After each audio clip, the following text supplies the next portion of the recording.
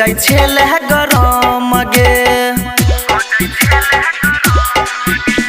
दोसरा के छौरी तू धरै छी पाजा लागे नहीं छौ शरम गे।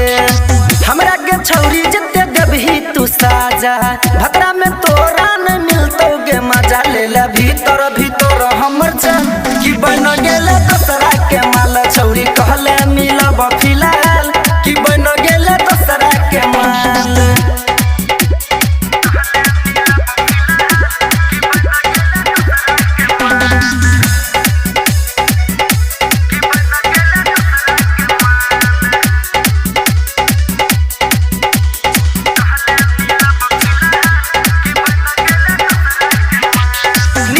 विनोद के छुबत रही पहले गाल नरम गे।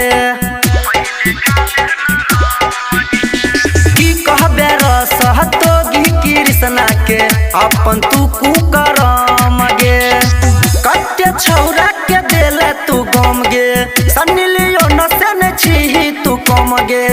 सतरंग जेना चलै छै चल कि बन गेले दोसरा के माल छौरी कहले मिलब फिलहाल कि बन गेले दोसरा के माल।